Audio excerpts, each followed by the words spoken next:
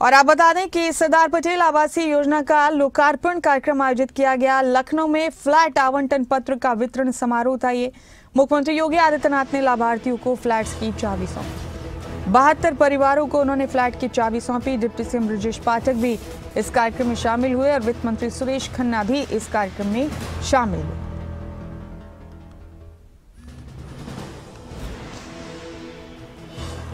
तो ये बड़ी खबर है आपके टीवी स्क्रीन पर।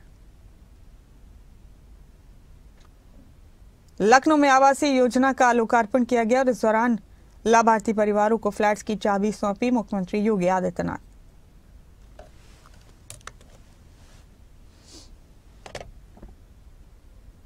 एक एक आवास उपलब्ध करवाने का सौभाग्य प्राप्त हो रहा है।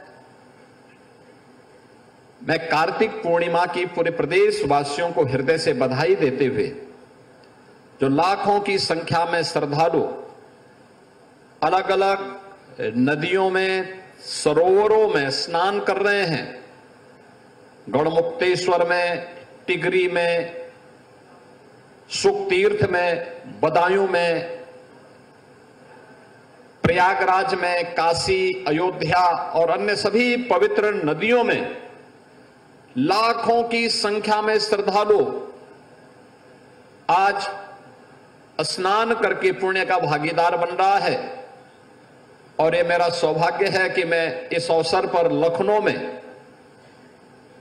एक कुख्यात माफिया से खाली कराई गई भूमि पर इन लाभार्थियों को आवास आवंटन के कार्यक्रम के साथ जुड़ रहा हूं। मैं प्रदेशवासियों को कार्तिक पूर्णिमा की और आवास प्राप्त करने वाले सभी उत्तर प्रदेश के नागरिकों को हृदय से बधाई देता हूं, अपनी शुभकामनाएं देता हूं। आज का ये कार्यक्रम केवल एक कार्यक्रम नहीं है, ये अपने आप में एक संदेश भी है कि अगर किसी गरीब की, किसी व्यापारी की,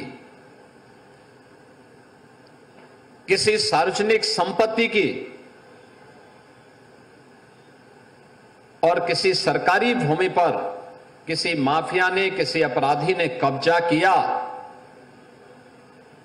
तो उसका यही हाल होगा जो यहां पर हम लोगों ने किया है और वही हाल होगा जो प्रयागराज में इससे पहले हम लोगों ने किया है। बहनों और भाइयों, ये लखनऊ की सबसे प्राइम लोकेशन है, सबसे प्राइम लोकेशन। एक आवास जिसे एलडीए ने 10,70,000 में उपलब्ध करवाया है, अगर मार्केट रेट के हिसाब से इसको देखा जाए तो ये कम से कम 1 करोड़ में पड़ती यहां पर। लेकिन रियायत करते हुए मेरी इच्छा थी कि जब माफिया से खाली करवाएंगे तो माफिया से खाली कराने के बाद हम इस लैंड पर गरीबों का आशियाना बनाएंगे, क्योंकि माफिया से खाली होगी तो गरीब का आशियाना ही उसमें बनना चाहिए। और ये उन लोगों के लिए भी संदेश है जो लोग माफिया को अपना शागिर्द बनाते हैं, उनके कब्र में जाकर के फतिया पढ़ते हैं, उन माफिया को गले लगा करके गरीबों का शोषण करते हैं या करवाते रहे हैं।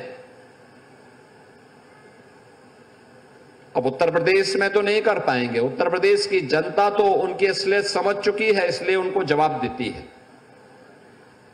लेकिन ये सभी जगहों के लिए बराबर लागू होता है। ये माफिया किसी के नहीं है, पेशेवर अपराधी किसी के नहीं है, ये हर गरीब का शोषण करते हैं, ये हर व्यापारी का अपहरण करके प्रॉपर्टी बनाते हैं और सामान्य नागरिकों के लिए, बहन और बेटियों की सुरक्षा के लिए इनके गुंडे, इनके गुर्गे हमेशा खतरा पैदा करते रहे हैं।